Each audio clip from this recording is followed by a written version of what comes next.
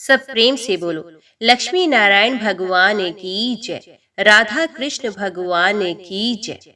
श्री सुखदेव जी कहते हैं, परीक्षित, शरद ऋतु के कारण वे वन बड़ा सुंदर हो रहा था। जल निर्मल था और जलाशयों में खिले हुए कमलों की सुगंध से सनकर वायु मंद मंद चल रही थी। भगवान श्री कृष्ण ने गो और ग्वालपालों के साथ उस वन में प्रवेश किया।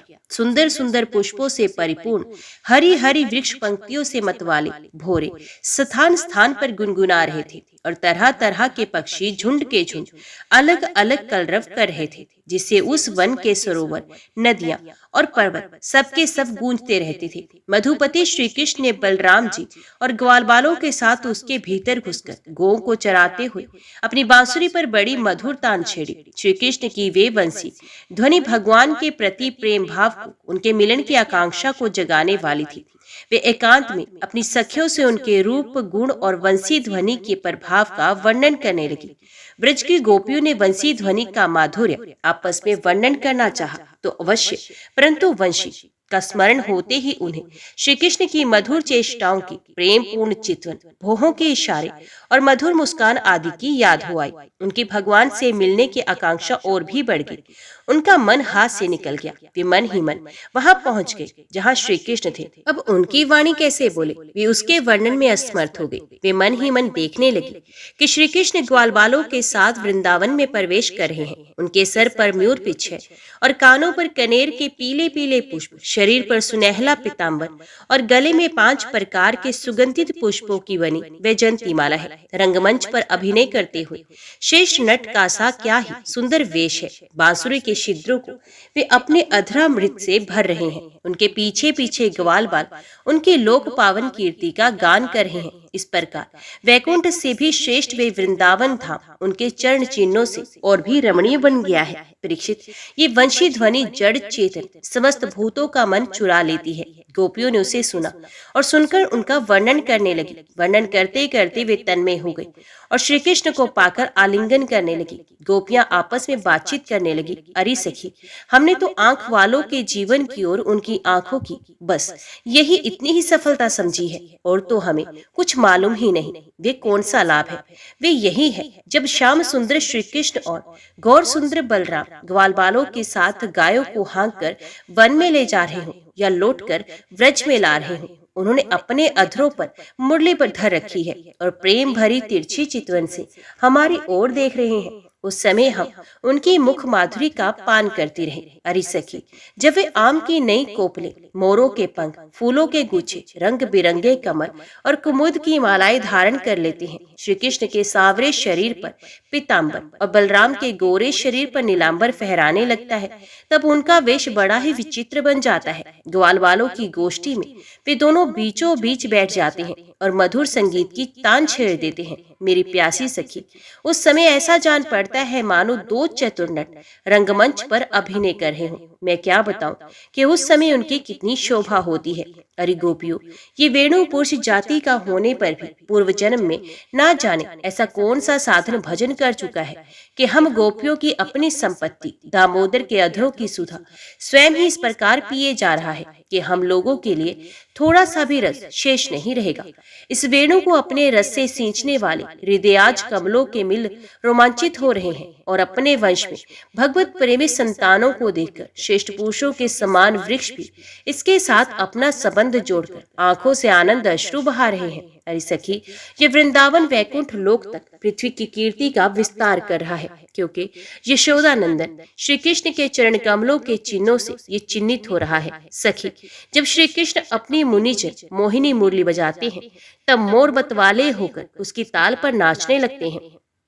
ये देखकर पर्वत की चोटियों पर विचरने वाले सभी पशु पक्षी चुपचाप शांत होकर खड़े रह जाते हैं। अरे सखी, जब प्राण वल्लभ श्री कृष्ण विचित्र वेश धारण करके बांसुरी बजाते हैं, जो मूढ़ बुद्धि वाली ये हिरनियां भी बंसी की तान सुनकर अपने पति कृष्ण सार मृगों के साथ नंद नंदन के पास चली आती हैं और अपनी प्रेम भरी बड़ी बड़ी आंखों से उन्हें निरखने लगती हैं। निरखती क्या है, अपनी कमल के समान बड़ी बड़ी आंखें श्री कृष्ण के चरणों पर निछावर कर देती हैं और श्री कृष्ण की प्रेम भरी चितवन के द्वारा किया हुआ अपना सत्कार स्वीकार करती हैं। वास्तव में उनका जीवन धन्य है। अरे सखी, हिरण्य की तो बात ही क्या है। स्वर्ग की देवियां जब युवतियों को आनंदित करने वाले सौंदर्य और शील के खजाने श्री कृष्ण को देखती हैं और बांसुरी पर उनके द्वारा गाया हुआ मधुर संगीत सुनती हैं, तब उनके चित्र विचित्र आलाप सुनकर वे अपने विमान पर ही शुद्ध बुद्ध खो बैठती हैं, मूर्छित हो जाती हैं। ये कैसे मालूम हुआ सखी? सुनो तो, तब जब उनके हृदय में श्री कृष्ण से मिलने की तीव्र आकांक्षा जग जाती है, तब वे अपना धीरज खो बैठती हैं, बेहोश हो जाती हैं। उन्हें इस बात का भी पता नहीं चलता कि उनकी चोटियों में गूथे हुए फूल पृथ्वी पर गिर रहे हैं। यहाँ तक कि उन्हें अपनी साड़ी का भी पता नहीं रहता। वे कमर से खिसक कर जमीन पर गिर जाती है। अरे सखी, तुम देवियों की बात क्या कर रही हो? इन गौओं को नहीं देखती? जब हमारे कृष्ण प्यारे अपने मुख से बांसुरी में स्वर भरते हैं और गोए उनका मधुर संगीत सुनती हैं, तब ये अपने दोनों कानों के दोनों संभाल लेती हैं, खड़े कर लेती हैं और मानो उनसे अमृत पी रही हूँ। इस प्रकार उस संगीत का रस लेने लगती हैं। ऐसा क्या होता है सखी? अपने नेत्रों के द्वार से श्याम सुंदर को हृदय में ले जाकर वे उन्हें वहीं विराजमान कर देती हैं और मन ही मन उनका आलिंगन करती हैं। देखती नहीं हो, उनके नेत्रों से आनंद के आंसू छलकने लगते हैं और उनके बछड़ों की तो दशा ही निराली हो जाती है। यद्यपि गायों के थनों से अपने आप दूध झरता रहता है, वे जब दूध पीते पीते अचानक ही वंशी ध्वनि सुनते हैं, तब मुंह में लिया हुआ दूध का घूंट ना उगल पाते न निकल पाते हैं। उनके हृदय में भी होता है भगवान का संस्पर्श और नेत्रों में छलकते होते हैं आनंद के आंसू। वे ज्यों के त्यों ठिठके रहते हैं। अरे सखी, गोए और बछड़े तो हमारी घर की वस्तु है, उनकी बात तो जाने ही दो। वृंदावन के पक्षियों को तुम नहीं जानती, उन्हें पक्षी कहना ही भूल है। सच पूछो तो उनमें से अधिकांश बड़े बड़े ऋषि मुनि हैं। वे वृंदावन के सुंदर सुंदर वृक्षों की नई और मनोहर कोपलों वाली डालियों पर चुपचाप बैठ जाते हैं और आंखें बंद नहीं करते।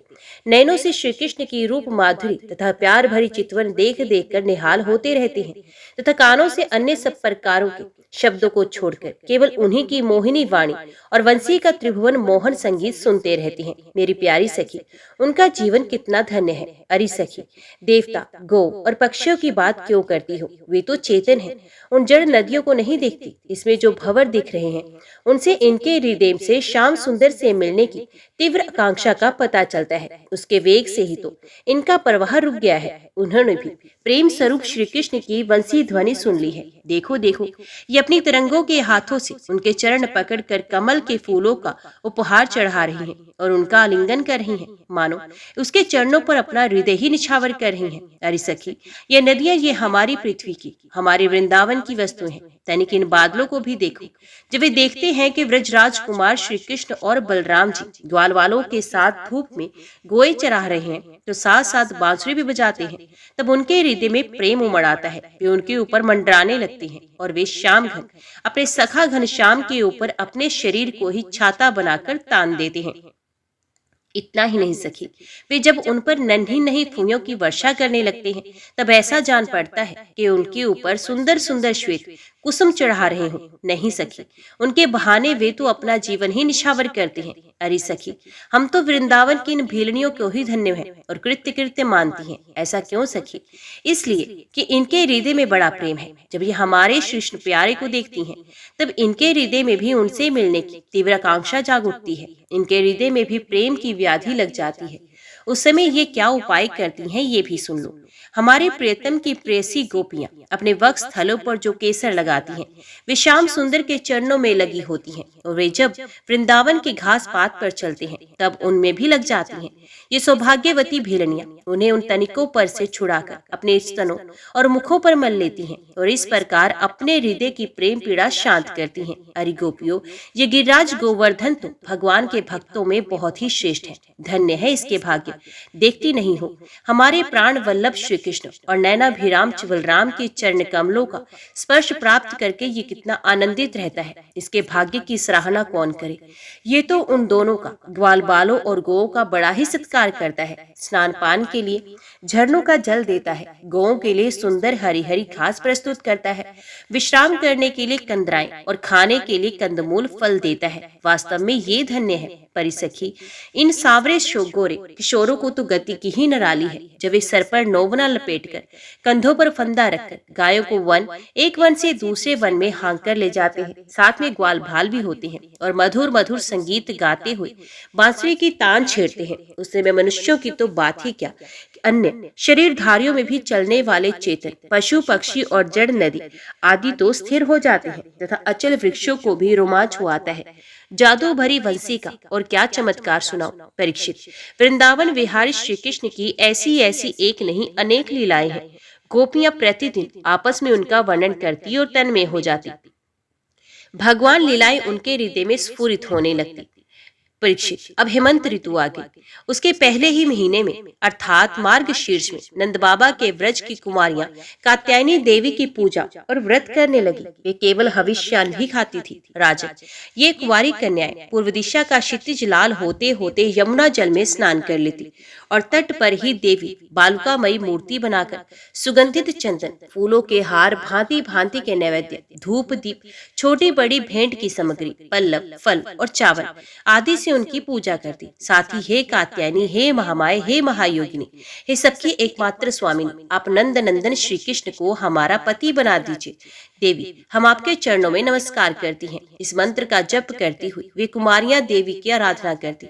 इस प्रकार उन कुमारियों ने, जिनका मन श्री कृष्ण पर निशावर हो चुका था, इस संकल्प के साथ कि एक महीने तक भद्र काली की भलीभांति पूजा की के नंदन श्याम सुंदर ही हमारे पति हो। वे प्रतिदिन उषा काल में ही नाम ले लेकर एक दूसरी सखी को पुकार लेती और पर्स पर हाथ में हाथ डालकर ऊंचे स्वर से भगवान श्री कृष्ण की लीला तथा नामों का गान करती हुई यमुना जल में स्नान करने के लिए जाती। एक दिन सब कुमारियों ने प्रतिदिन की भांति यमुना जी के तट पर जाकर अपने अपने वस्त्र उतार दिए और भगवान श्री कृष्ण के गुणों का गान करती हुई बड़े आनंद से जल क्रीड़ा करने लगी। भगवान श्री कृष्ण सनकादि योगियों और शंकर आदि योगेश्वरों के भी ईश्वर हैं। उनसे गोपियों की अभिलाषा छिपी न रही। वे उनका अभिप्राय जानकर अपने सखा ग्वाल बालों के साथ उन कुमारियों की साधना सफल करने के लिए यमुना तट पर आ गए। उन्होंने अकेले ही उन गोपियों के सारे वस्त्र उठा लिए और बड़ी फुर्ती से वे एक कदम्ब के वृक्ष पर चढ़ गए। साथ ही ग्वाल बाल ठठा ठठा कर हंसने लगे और स्वयं श्री कृष्ण भी हंसते हुए गोपियों से हंसी की बात कहने लगे। अरे कुमारियों, तुम यहाँ आकर इच्छा हो तो अपने अपने वस्त्र ले आओ। मैं तुम लोगों से सच सच कहता हूँ, हंसी बिल्कुल नहीं करता। तुम लोग व्रत करते करते दुबली हो गई हो। ये मेरे सखा ग्वाल बाल जानते हैं कि मैंने कभी कोई झूठी बात नहीं कही है। सुंदरियों, तुम्हारी इच्छा हो तो अलग अलग आकर अपने अपने वस्त्र ले लो या सब एक साथ ही आ जाओ, मुझे इसमें कोई आपत्ति नहीं। भगवान की ये हंसी मस्खरी देखकर गोपियों का हृदय प्रेम से सराबोर हो गया। वे तनिक सकुचाकर एक दूसरे की ओर देखने और मुस्कुराने लगी। जल से बाहर नहीं निकली। जब भगवान ने हंसी हंसी में ये बात कही, तब उनके विनोद से कुमारियों का चित्त और भी उनकी ओर खिंच गया। वे ठंडे पानी में कंठ तक डूबी हुई थी और उनका शरीर थर थर कांप रहा था। उन्होंने श्री कृष्ण से कहा, प्यारे श्री कृष्ण, तुम ऐसी अनीति मत करो। हम जानती हैं कि तुम नंद बाबा के लाडले लाल हो, हमारे प्यारे हो। सारे व्रजवासी तुम्हारी सराहना करते रहते हैं। देखो, हम जाड़े के मारे ठिठुर रही हैं। तुम हमें हमारे वस्त्र दे दो। प्यारे श्याम सुंदर, हम तुम्हारी दासी हैं। तुम तो धर्म का मर्म भली भांति जानते हो। हमें कष्ट मत दो, हमारे वस्त्र हमें दे दो, नहीं तो हम जाकर नंद बाबा से कह देंगे। भगवान श्री कृष्ण ने कहा, कुमारियों, तुम्हारी मुस्कान पवित्रता और प्रेम से भरी है। देखो, जब तुम अपने को मेरी दासी स्वीकार करती हो और मेरी आज्ञा का पालन करना चाहती हो, तो यहाँ आकर अपने अपने वस्त्र ले लो। परीक्षित, वे कुमारियां ठंड से ठिठुर रही थी, कांप रही थी। भगवान की ऐसी बात सुनकर वे अपने दोनों हाथों से गुप्तांगों को छिपाकर यमुना जी से बाहर निकली। उस समय ठंड उन्हें बहुत ही सता रही थी। उनके इस शुद्ध भाव से वे बहुत ही प्रसन्न हुए। उनको अपने पास आई देखकर उन्होंने गोपियों के वस्त्र अपने कंधे पर रख लिए और बड़ी प्रसन्नता से मुस्कुराते हुए बोले, अरे गोपियों, तुमने जो व्रत लिया था उसे अच्छी तरह निभाया है, इसमें संदेह नहीं। परंतु इस अवस्था में वस्त्रहीन होकर तुमने जल में स्नान किया, इससे तो जल के अधिष्ठात्र देवता वरुण का तथा यमुना जी का अपराध हुआ है। अतः अब इस दोष की शांति के लिए तुम अपने हाथ जोड़कर सर से लगाओ और उन्हें झुककर प्रणाम करो। तदंतर अपने अपने वस्त्र ले जाओ। भगवान श्री कृष्ण की बात सुनकर ब्रजकुमारियों ने ऐसा ही समझा कि वास्तव में वस्त्रहीन होकर स्नान करने से हमारे व्रत में त्रुटि आ गई है। अतः उसकी निर्विघ्न पूर्ति के लिए उन्होंने समस्त कर्मों के साक्षी श्री कृष्ण को नमस्कार किया, क्योंकि उन्हें करने से ही हमारी सारी त्रुटियां और अपराधों का मार्जन हो जाता है। जब यशोदानंदन भगवान श्री कृष्ण ने देखा कि सबकी सब कुमारियां मेरी आज्ञा के अनुसार प्रणाम कर रही हैं, तब वे बहुत ही प्रसन्न हुए।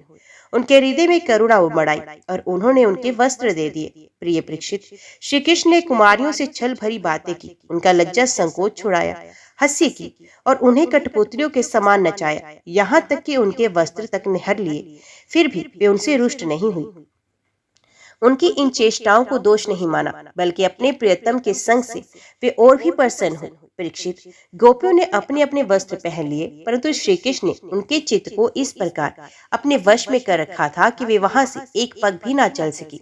अपने प्रियतम के समागम के लिए सजकर वे उन्हीं की ओर लजीली चितवन से निहारती रही।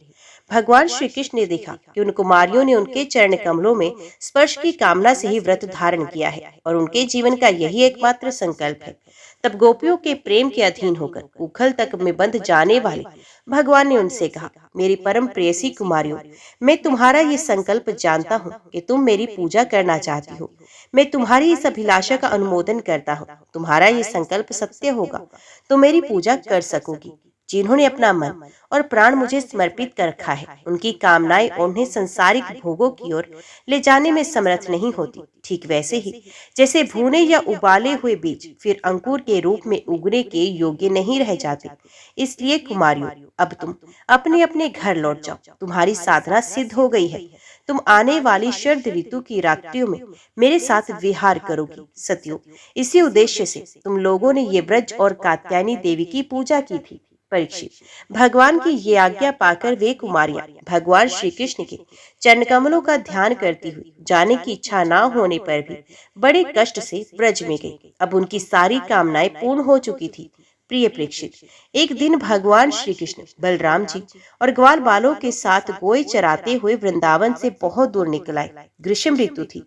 सूर्य की किरणें बहुत ही प्रखर हो रही थी, परंतु घने घने वृक्ष भगवान श्री कृष्ण के ऊपर छत्ते का काम कर रहे थे। भगवान श्री कृष्ण ने वृक्षों को छाया करते देख स्तोक कृष्ण, अंशु, श्रीदामा, सुबल, अर्जुनन, विशाल, ऋषभ, तेजस्वी, देवप्रस्थ और वरुतप आदि ग्वालों को संबोधन करके कहा, मेरे प्यारे मित्रों, देखो ये वृक्ष कितने भाग्यवान हैं। इनका सारा जीवन केवल दूसरों की भलाई करने के लिए है। ये स्वयं तो हवा के झोंके, वर्षा, धूप और पाला सबको सहते हैं, परंतु हम लोगों की उनसे रक्षा करते हैं। मैं कहता हूँ कि इन्हीं का जीवन सबसे श्रेष्ठ है, क्योंकि इनके द्वारा सब प्राणियों को सहारा मिलता है।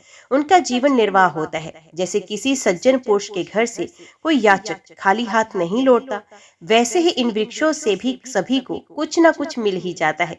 ये अपने पत्ते, फूल, फल, छाया, जड़, छाल, लकड़ी, गंध, गोंद, राख, कोयला, अंकुर और कोपलों से भी लोगों की कामना पूर्ण करते हैं।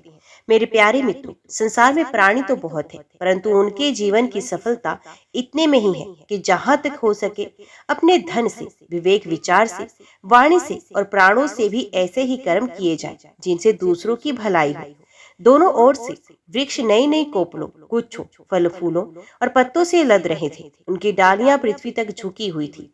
इस प्रकार भाषण करते हुए भगवान श्री कृष्ण उन्हीं के बीच से यमुना तट पर निकले। राजन, यमुना जी का जल बड़ा ही मधुर, शीतल और स्वच्छ था। उन लोगों ने पहले गौं को पिलाया और इसके बाद स्वयं भी जी भरकर स्वादु जल का पान किया। जिस समय यमुना जी के तट पर हरे भरे उपवन में बड़ी स्वतंत्रता से अपनी गोए चरा रहे थे, उसी समय कुछ भूखे ग्वालों ने भगवान श्री कृष्ण और बलराम जी के पास आकर ये बात कही, बलराम जी, तुम बड़े पराक्रमी हो। हमारे चितचोर श्याम सुंदर, तुमने बड़े बड़े दुष्टों का संहार किया है। उन दुष्टों के समान ये भूख भी हमें सता रही है। अतः तुम दोनों इसे भी बुझाने का कोई उपाय करो। परीक्षित, जब ग्वाल बालों ने देवकी नंदन भगवान श्री कृष्ण से इस प्रकार प्रार्थना की, तब उन्होंने मथुरा की अपनी भक्त ब्राह्मण पत्नियों पर अनुग्रह करने के लिए ये बात कही। मेरे प्यारे मित्रों, यहाँ से थोड़ी ही दूर पर वेदवादी ब्राह्मण स्वर्ग की कामना से अंगिरस नाम का यज्ञ कर रहे हैं। तुम उनकी यज्ञशाला में जाओ। ग्वाल बालों, मेरे भेजने से वहां जाकर तुम लोग मेरे बड़े भाई भगवान श्री कृष्ण बलराम जी का और मेरा नाम लेकर कुछ थोड़ा सा भात भोजन की सामग्री मांग लाओ। जब भगवान ने ऐसी आज्ञा दी, तब ग्वाल बाल उन ब्राह्मणों की यज्ञशाला में गए और उनसे भगवान की आज्ञा के अनुसार ही अन्न मांगा। पहले उन्होंने पृथ्वी पर गिरकर दंडवत प्रणाम किया, फिर हाथ जोड़कर कहा, पृथ्वी के मूर्तिमान देवता ब्राह्मणों, आपका कल्याण हो। आपसे निवेदन है कि हम ब्रज के ग्वाले हैं। भगवान श्री कृष्ण और बलराम की आज्ञा से हम आपके पास आए हैं। आप हमारी बात सुने। भगवान बलराम और श्री कृष्ण गोई चराते हुए यहाँ से थोड़ी ही दूर पर आए हुए हैं। उन्हें इस समय भूख लगी है और वे चाहते हैं कि आप लोग उन्हें थोड़ा सा भात दे दें। ब्राह्मणों, आप धर्म का मर्म जानते हैं। यदि आपकी श्रद्धा हो तो उन भोजनार्थियों के लिए कुछ भात दे दीजिए। सज्जनों, जिस यज्ञ दीक्षा में पशु बलि होती है, उसमें तो सोत्रामणि यज्ञ में दीक्षित पुरुष का अन्न नहीं खाना चाहिए। इनके अतिरिक्त और किसी भी समय किसी भी यज्ञ में दीक्षित पुरुष का भी अन्न खाने में कोई दोष नहीं है। परीक्षित, इस प्रकार भगवान के अन्न मांगने की बात सुनकर भी उन ब्राह्मणों ने उस पर कोई ध्यान नहीं दिया। वे चाहते थे स्वर्गादि तुच्छ फल और उनके लिए बड़े बड़े कर्मों में उलझे हुए थे। सच पूछो तो वे ब्राह्मण ज्ञान की दृष्टि से थे बालक की, परंतु अपने को बड़ा ज्ञानवृद्ध मानते थे। देश काल अनेक प्रकार की सामग्रियां, भिन्न भिन्न कर्मों में विनियुक्त मंत्र, अनुष्ठान की पद्धति, ऋत्विज, ब्रह्मा आदि यज्ञ कराने वाले, अग्नि देवता, यजमान, यज्ञ और धर्म, इन सब रूपों में एकमात्र भगवान ही प्रकट हो रहे हैं।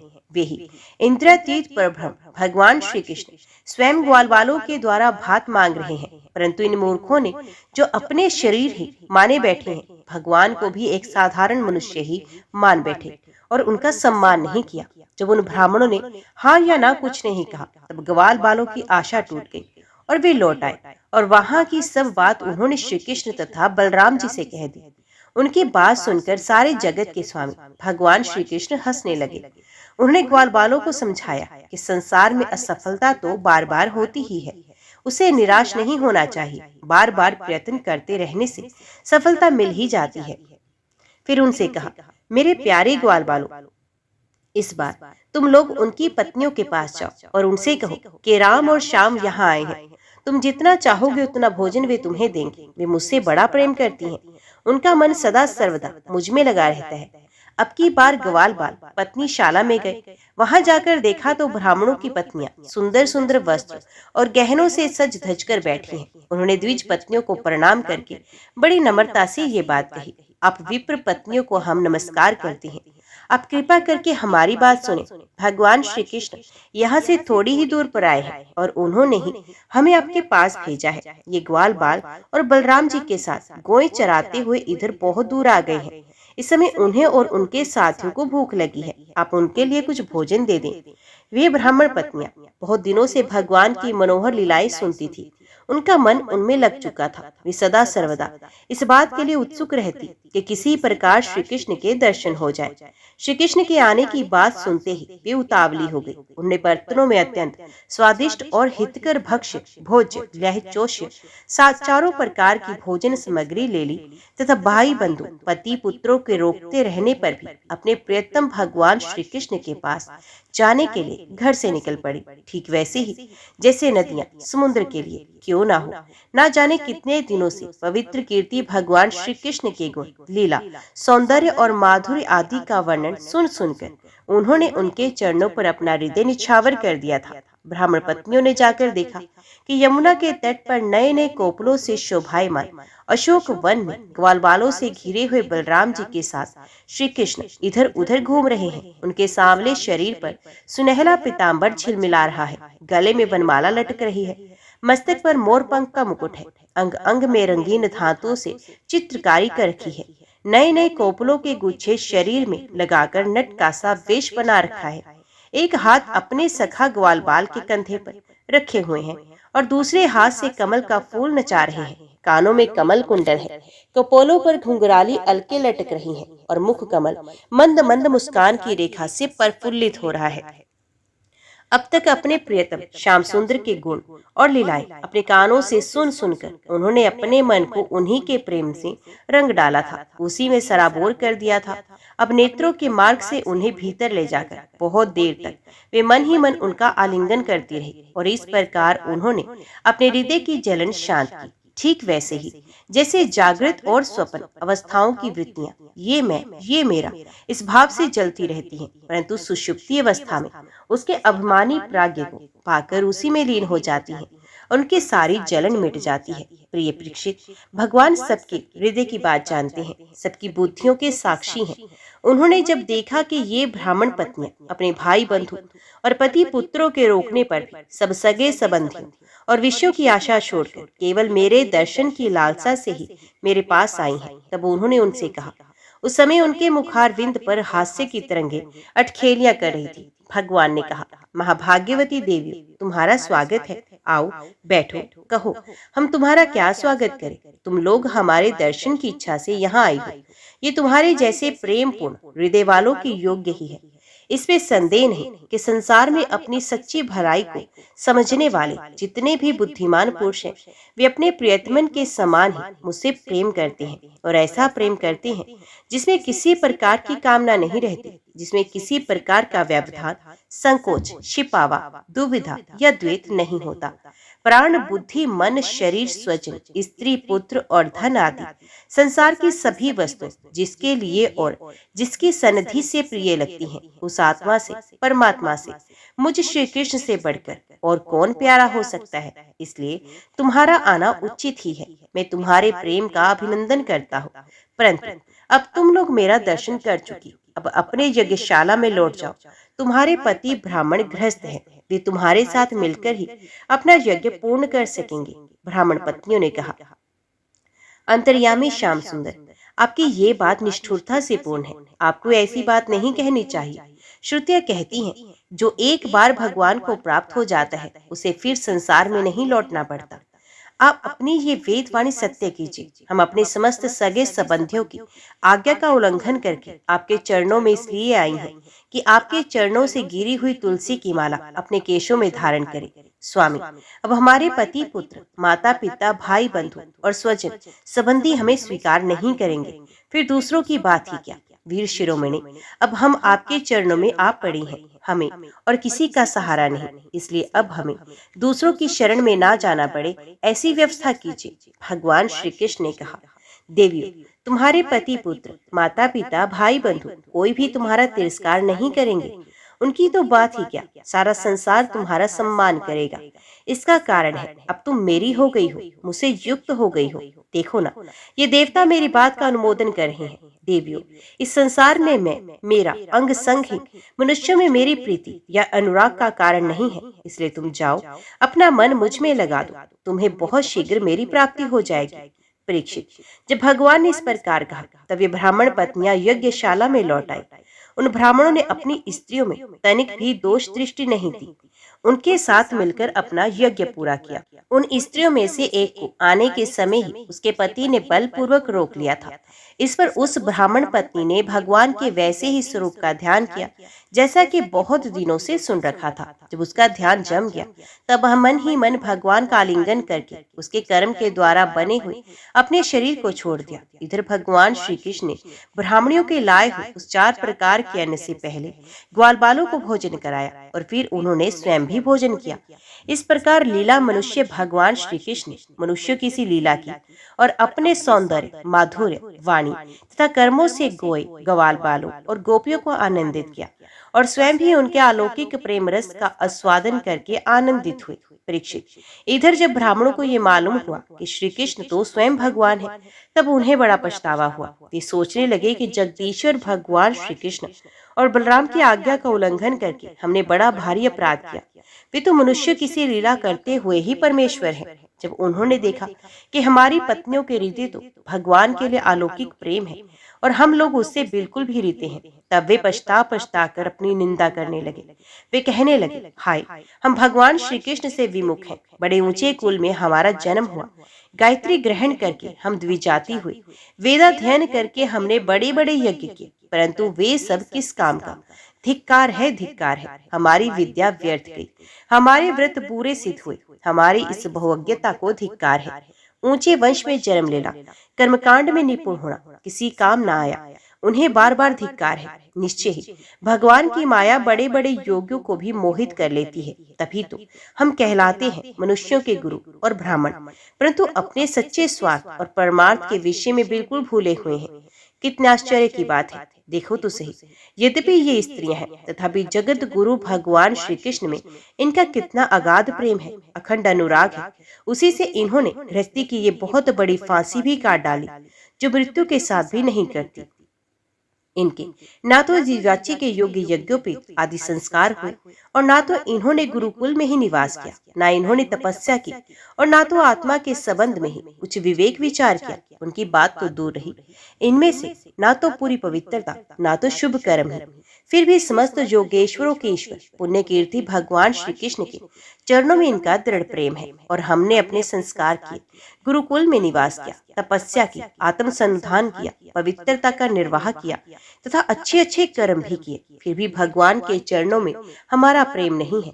सच्ची बात यह है कि हम लोग गृहस्थी के काम धंधों में मतवाले हो गए थे, अपनी भलाई और बुराई को बिल्कुल भूल गए थे। अहो, भगवान की कितनी कृपा है। भक्तवत्सल प्रभु ने ग्वाल बालों को भेजकर उनके वचनों से हमें चेतावनी दी, अपनी याद दिलाई।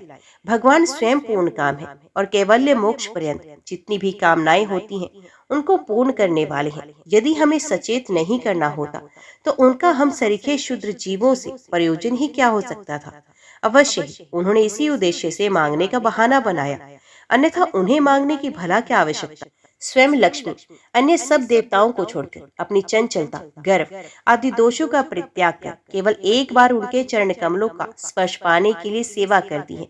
वे ही प्रभु किसी से भोजन की याचना करें, ये लोगों को मोहित करने के लिए नहीं तो क्या है। देश काल पृथक पृथक सामग्रियां, उन कर्मों में विनियुक्त मंत्र, अनुष्ठान की पद्धति, पृथ्वीज, अग्नि, देवता, यजमान, यज्ञ और धर्म सब भगवान के ही स्वरूप है। वे ही योगेश्वरों के भी ईश्वर भगवान विष्णु स्वयं श्री कृष्ण के रूप में यदुवंश में अवतीर्ण हुए हैं। ये बात हमने सुन रखी थी, परंतु हम इतने मूढ़ हैं कि उन्हें पहचान न सके।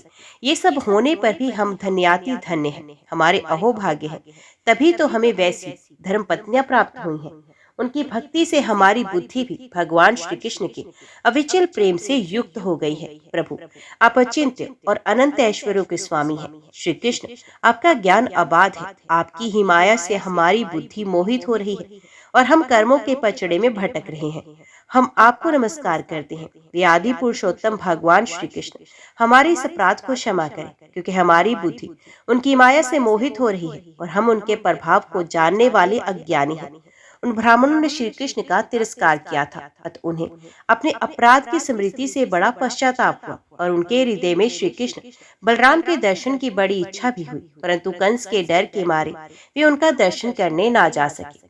भगवान श्री कृष्ण बलराम जी के साथ वृंदावन में रहकर अनेकों प्रकार की लीलाएं कर रहे थे। उन्होंने एक दिन देखा कि वहाँ के सब गोप इंद्र यज्ञ करने की तैयारी कर रहे हैं। भगवान श्री कृष्ण सबके अंतर्यामी और सर्वज्ञ हैं, उनसे कोई बात छिपी नहीं थी, वे सब जानते थे। फिर भी विनयावनत होकर उन्होंने नंद बाबा आदि बड़े बूढ़े गोपों से पूछा, पिताजी, आप लोगों के सामने ये कौन सा बड़ा भारी काम, कौन सा उत्सव आ पहुंचा है? इसका फल क्या है? किस उद्देश्य से कौन लोग किन साधनों के द्वारा ये यज्ञ किया करते हैं? पिताजी, आप मुझे ये अवश्य बताइए। आप मेरे पिता हैं और मैं आपका पुत्र हूँ। ये बातें सुनने के लिए मुझे बड़ी उत्कंठा भी है। पिताजी, जो संत पुरुष सबकी अपनी आत्मा मानते हैं, जिनकी दृष्टि में अपने और पराये का भेद नहीं है, जिनका ना कोई मित्र है, न शत्रु और न उदासी, उनके पास छिपाने की तो कोई होती ही नहीं। परंतु यदि ऐसी स्थिति ना हो तो रहस्य की बात शत्रु की भांति उदासीन से भी नहीं करनी चाहिए। मित्र तो अपने समान ही कहा गया है, इसलिए उससे कोई बात छिपाई नहीं जाती। ये संसारी मनुष्य समझे बेसमझे अनेकों प्रकार के कर्मों का अनुष्ठान करता है। उनमें से समझ-बूझकर करने वाले पुरुषों के कर्म जैसे सफल होते हैं, वैसे बेसमझ के नहीं। अतः इस समय आप लोग जो क्रिया योग करने जा रहे हैं, वे सुहृदों के साथ विचार शास्त्र सम्मत है अथवा लौकिक ही है। मैं ये सब जानना चाहता हूँ, आप कृपा करके स्पष्ट रूप से बताइए। नंद बाबा ने कहा, बेटा, भगवान इंद्र वर्षा करने वाले मेघों के स्वामी हैं। ये मेघ उन्हीं के अपने रूप है। वे समस्त प्राणियों को तृप्त करने वाला एवं जीवन दान देने वाला जल बरसाते हैं। मेरे प्यारे पुत्र, हम और दूसरे लोग भी उन्हीं मेघपति भगवान इंद्र की यज्ञ द्वारा पूजा किया करते हैं। जिन सामग्रियों से यज्ञ होता है, वे भी उनके बरसाए हुए शक्तिशाली जल से ही उत्पन्न होती हैं। उनका यज्ञ करने के बाद जो कुछ बच रहता है, उसी अन्न से हम सब मनुष्य अर्थ, धर्म और कामरूप त्रिवर्ग की सिद्धि के लिए अपना जीवन निर्वाह करते हैं।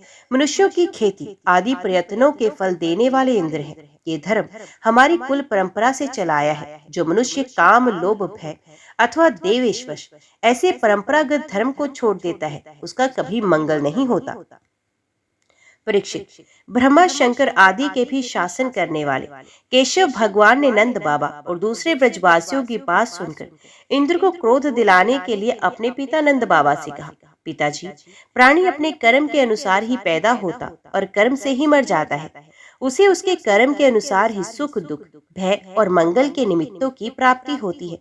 यदि कर्मों को ही सब कुछ ना मानकर उनसे भिन्न जीवों के कर्म का फल देने वाला ईश्वर माना भी जाए, तो वे कर्म करने वालों को ही उनके कर्म के अनुसार फल दे सकता है। कर्म ना करने वालों पर उसकी प्रभुता नहीं चल सकती। जब सब प्राणी अपने अपने कर्मों के फल भोग रहे हैं, तब हमें इंद्र की क्या आवश्यकता? पिताजी, जब वे पूर्व संस्कार के अनुसार प्राप्त होने वाले मनुष्यों के कर्म फल को बदल ही नहीं सकते, तब उनसे क्या प्रयोजन? मनुष्य अपने स्वभाव के अधीन है, वही उसी का अनुसरण करता है। यहाँ तक कि देवता, असुर, मनुष्य आदि को लिए हुए सारा जगत स्वभाव से ही स्थित है। जीव अपने कर्मों के अनुसार उत्तम और अधम शरीरों को ग्रहण करता और छोड़ता रहता है। अपने कर्मों के अनुसार ही ये शत्रु है, ये मित्र है, ये उदासीन है, ऐसा व्यवहार करता है। कहाँ तक कहूँ, कर्म ही गुरु है, कर्म ही ईश्वर। इसलिए पिताजी, मनुष्यों को चाहिए कि पूर्व संस्कारों के अनुसार अपने वर्ण तथा आश्रम के अनुकूल धर्मों का पालन करता हुआ कर्म का ही आदर करे। जिसके द्वारा मनुष्य की जीविका सुगमता से चलती है, वही उसका इष्ट देव होता है। जैसे अपने विवाहित पति को छोड़कर जारपति का सेवन करने वाली व्यभिचारिणी स्त्री कभी शांति लाभ नहीं करती, वैसे ही जो मनुष्य अपनी आजीविका चलाने वाले एक देवता को छोड़कर किसी दूसरे की उपासना करते हैं, उससे उन्हें कभी सुख नहीं मिलता। ब्राह्मण वेदों के अध्ययन अध्यापन से, क्षत्रिय पृथ्वी पालन से, वैश्य वार्तावृत्ति से और शूद्र ब्राह्मण क्षत्रिय और वैश्यों की सेवा से अपनी जीविका का निर्वाह करे। वैश्यों की वार्तावृत्ति 4 प्रकार की है: कृषि, वाणिज्य, गोरक्षा और ब्याज लेना। हम लोग उन चारों में से केवल गोपालन की ही सदा से करते आए हैं। पिताजी, संसार स्थिति, उत्पत्ति और अंत में करण क्रमश सत्वगुण, रजोगुण और तमोगुण है। ये विविध प्रकार का संपूर्ण जगत स्त्री पुरुष के संयोग से रजोगुण के द्वारा उत्पन्न हुआ। उसी रजोगुण की प्रेरणा से मेघगण सब कहीं जल बरसाते हैं। उसी से अन्न और अन्न से ही सब जीवों की जीविका चलती है। इसमें भला इंद्र का क्या लेना देना? वे भला क्या कर सकता है? पिताजी, ना तो हमारे पास किसी देश का राज्य है और ना तो बड़े बड़े नगर ही हमारे अधीन है। हमारे पास गांव या घर भी नहीं। हम तो सदा के वनवासी हैं। वन और पहाड़ ही हमारे घर हैं। इसलिए हम लोग गो, ब्राह्मण और गिरिराज का यजन करने की तैयारी करें। इंद्र यज्ञ के लिए जो सामग्री इकट्ठी की गई है, उन्हीं से इस यज्ञ का अनुष्ठान होने दें। अनेकों प्रकार के पकवान, खीर, हलवा, पुआ, पूरी आदि से लेकर मूंग की दाल तक बनाए जाए। ब्रज का सारा दूध एकत्रित कर लिया जाए। वेदवादी ब्राह्मणों के द्वारा भली भांति हवन कराया जाए तथा उन्हें अनेकों प्रकार के अन्न, गोय और दक्षिणाएं दी जाए। और भी चंडाल, पतित तथा कुत्तों तक को यथायोग्य वस्तुएं देकर गायों का चारा दिया जाए और फिर गिरिराज को भोग लगाया जाए। इसके बाद खूब प्रसाद खा पीकर सुंदर सुंदर वस्त्र पहनकर गहनों से सज सजा लिया जाए और चंदन लगाकर गो, ब्राह्मण, अग्नि तथा गिरिराज गोवर्धन की प्रदक्षिणा की जाए। पिताजी, मेरी तो ऐसी ही सम्मति है। यदि आप लोगों की रुचि हो तो ऐसा ही कीजिए। ऐसा यज्ञ गो ब्राह्मण और गिरिराज को तो प्रिय होगा ही, मुझे भी बहुत प्रिय है। परीक्षित, कालात्मा भगवान की इच्छा थी कि इंद्र का घमंड चूर चूर हो। नंद बाबा आदि गोपों ने उनकी बात सुनकर बड़ी प्रसन्नता से स्वीकार कर ली। भगवान श्री कृष्ण ने जिसे प्रकार का यज्ञ करने को कहा था, वैसा ही यज्ञ उन्होंने प्रारंभ किया।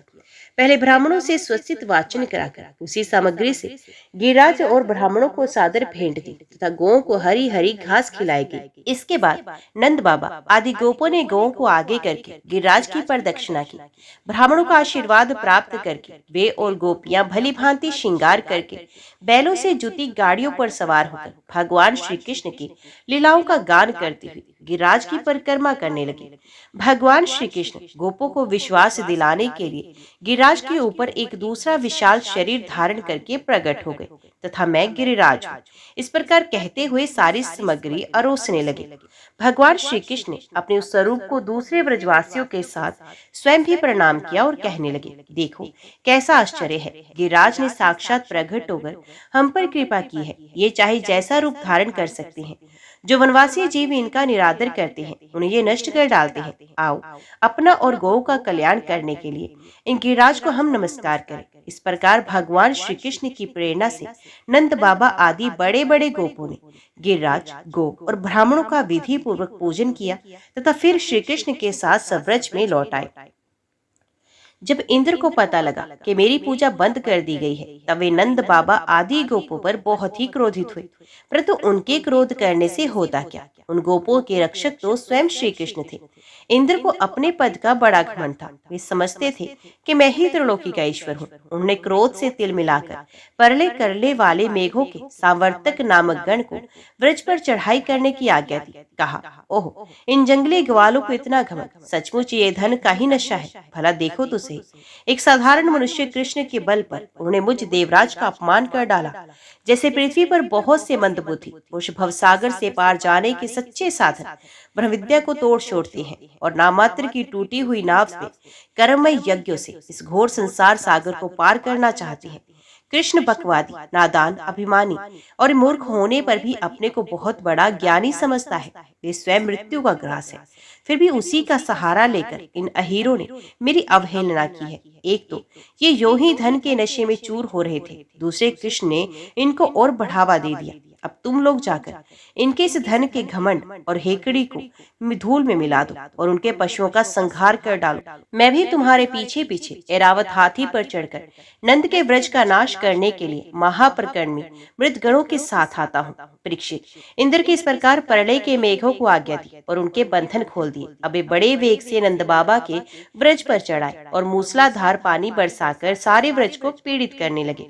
चारों ओर बिजलियां चमकने लगी, बादल आपस में टकराकर कड़कने लगे और प्रचंड आंधी की प्रेरणा से वे बड़े बड़े ओले बरसाने लगे। इस प्रकार जब दल के दल बादल बार बार आ आकर खंबे के समान मोटी मोटी धाराएं गिराने लगे, तब व्रज भूमि का कोना कोना पानी से भर गया और कहाँ नीचा कहाँ ऊंचा इसका पता चलना कठिन हो गया। इस प्रकार मूसलाधार वर्षा और झंझावत के झपाटे से जब एक एक पशु ठिठुरने और कांपने लगा, ग्वाल और ग्वालिनी भी ठंड के मारे अत्यंत व्याकुल हो गई, तब वे सबके सब भगवान श्री कृष्ण की शरण में आए। मूसलाधार वर्षा से सताए जाने के कारण सबने अपने अपने सर और बच्चों की निहुक कर अपने शरीर के नीचे छिपा लिया और कांपते कांपते भगवान की चरण शरण में पहुंचे। बोले, प्यारे श्री कृष्ण, तुम बड़े भाग्यवान हो। अब तो श्री कृष्ण केवल तुम्हारे ही भाग्य से हमारी रक्षा होगी। प्रभु, इस सारे गोकुल के एकमात्र स्वामी, एकमात्र रक्षक तुम ही हो। भक्तवत्सल, इंद्र के क्रोध से अब तुम ही हमारी रक्षा कर सकते हो। भगवान ने देखा कि वर्षा और ओलों की मार से पीड़ित होकर सब बेहोश हो रहे हैं। वे समझ गए ये सारी करतूत इंद्र की है, उन्होंने ही क्रोधवश ऐसा किया है। वे मन ही मन कहने लगे, हमने इंद्र का यज्ञ भंग कर दिया है। इसी से व्रज का नाश करने के लिए बिना ऋतु के ही ये प्रचंड वायु और ओलों के साथ घनघोर वर्षा कर रही है। अच्छा, मैं अपनी योगमाया से इनका भलीभांति जवाब दूंगा। ये मूर्खतावश अपने को लोकपाल मानते हैं। इनके ऐश्वर्य और धन का घमंड तथा अज्ञान में चूर चूर कर दूंगा। देवता लोग तो सत्व प्रधान होते हैं, इनमें अपने ऐश्वर्य और पद का अभिमान ना होना चाहिए, अतः ये उचित ही है कि इस सत्वगुण से च्युत दुष्ट देवताओं का मैं मान भंग कर दूं। इससे अंत में उन्हें शांति ही मिलेगी। ये सारा व्रज मेरे आश्रित है, मेरे द्वारा स्वीकृत है और मेरे एकमात्र मैं ही इनका रक्षक हूँ, अतः मैं अपनी योग माया से इनकी रक्षा करूंगा। संतों की रक्षा करना तो मेरा व्रत ही है, अब उसके पालन का अवसर आ पहुंचा है। इस प्रकार कहकर भगवान श्री कृष्ण ने खेल ही खेल में एक ही हाथ से गिरिराज गोवर्धन को उखाड़ लिया और जैसे छोटे छोटे बालक बरसाती छत्ते के पुष्प को उखाड़कर हाथ में रख लेते हैं, वैसे ही उन्होंने उस पर्वत को धारण कर लिया। इसके बाद भगवान ने गोपों से कहा, माताजी, पिताजी और ब्रजवासियों, तुम लोग अपनी गो और सब सामग्रियों के साथ इस पर्वत के गड्ढे में आकर आराम से बैठ जाओ। देखो, तुम लोग ऐसी शंका ना करना कि मेरे हाथ से ये पर्वत गिर पड़ेगा। तुम लोग तनिक भी मत डरो। इस आंधी पानी के डर से तुम्हें बचाने के लिए भी मैंने ये युक्ति रची है। जब भगवान श्री कृष्ण ने इस प्रकार सबको आश्वासन दिया, ढाढ़स बंधाया, तब सबके सब गवार अपने अपने गोधन, चक्रों, आश्रितों, पुरोहितों और भृत्यों को अपने अपने साथ लेकर सुभीत के अनुसार गोवर्धन के गड्ढे में आ गए। भगवान श्री कृष्ण ने सब ब्रजवासियों के देखते देखते भूख, प्यास की पीड़ा, आराम विश्राम की आवश्यकता आदि सब कुछ भुलाकर 7 दिन तक लगातार उस पर्वत को उठाए रखा। वे एक डग भी वहां से इधर उधर नहीं हुए। श्री कृष्ण की योग माया का ये प्रभाव देखकर इंद्र के आश्चर्य का ठिकाना न रहा। अपना संकल्प पूरा ना होने के कारण उनकी सारी हेकड़ी बंद हो गई। वे भौचक्के से रह गए। इनके बाद उन्होंने मेघों को अपने आप वर्षा करने से रोक दिया। जब गोवर्धन धारी भगवान श्री कृष्ण ने देखा कि वे भयंकर आंधी और घनघोर वर्षा बंद हो गई, आकाश से बादल छट गए और सूर्य दिखने लगा, तब उन्होंने गोपों से कहा, मेरे प्यारे गोपों, अब तुम लोग निडर हो जाओ और अपनी स्त्रियों, गोधन और बच्चों के साथ बाहर निकल जाओ। देखो, अब आंधी पानी बंद हो गया तथा नदियों का पानी भी उतर गया। भगवान की ऐसी आज्ञा पाकर अपने अपने गोधन, स्त्रियों, बच्चों और बूढ़ों को साथ ले तथा अपनी अपनी सामग्री चक्रों पर लादकर धीरे धीरे सब लोग बाहर निकल गए। सर्वशक्तिमान भगवान श्री कृष्ण ने भी सब प्राणियों के देखते देखते खेल खेल में ही गिरिराज को पूर्वत उसके स्थान पर रख दिया। ब्रजवासियों का हृदय प्रेम की आवक से भर रहा था। पर्वत को रखते ही वे भगवान श्री कृष्ण के पास दौड़ आए। कोई उन्हें हृदय से लगाने को और कोई चूमने लगा। सबने उनका सत्कार किया। बड़ी बूढ़ी गोपियों ने बड़े आनंद और स्नेह से दही, चावल, जल आदि से उनका मंगल तिलक किया और उन्मुक्त हृदय से शुभ आशीर्वाद दिए। यशोदा रानी, रोहिणी जी, नंद बाबा और बलवानों में श्रेष्ठ बलराम जी ने स्नेहातुर होकर श्री कृष्ण को हृदय से लगा लिया तथा आशीर्वाद दिए। परीक्षित, उस समय आकाश में स्थित देवता, साध्य, सिद्ध, गंधर्व और चारण आदि प्रसन्न होकर भगवान की स्तुति करते हुए उन पर फूलों की वर्षा करने लगे। राजन, स्वर्ग में देवता लोग शंख और नौबत बजाने लगे। तुम्बरु आदि गंधर्व राज भगवान की मधुर लीला का गान करने लगे। इसके बाद भगवान श्री कृष्ण ने ब्रज की यात्रा की। उनके बगल में बलराम जी चल रहे थे। उनके प्रेमी ग्वाल बाल उनकी सेवा कर रहे थे। उनके साथ ही प्रेममयी गोपियां भी अपने हृदय को आकर्षित करने वाले, उसमें प्रेम जगाने वाले भगवान की गोवर्धन धारण आदि लीलाओं का गान करती हुई बड़े आनंद से ब्रज में लौट आई। ओम नमो भगवते वासुदेवाय नमः। जय श्री राधे कृष्णा। आज की वीडियो में इतना ही। उम्मीद करती हूँ वीडियो आपको पसंद आई होगी। वीडियो पसंद आई हो तो वीडियो को लाइक और चैनल को सब्सक्राइब जरूर कीजिएगा। जय श्री कृष्णा लिखकर कमेंट बॉक्स में अपनी हाजिरी और अपने सुझाव देना ना भूलेगा। तो मिलते हैं अगली कथा अगली वीडियो के साथ। तब तक के लिए देखते व सुनते रहिए। जय मां कंचन, जय माता दी।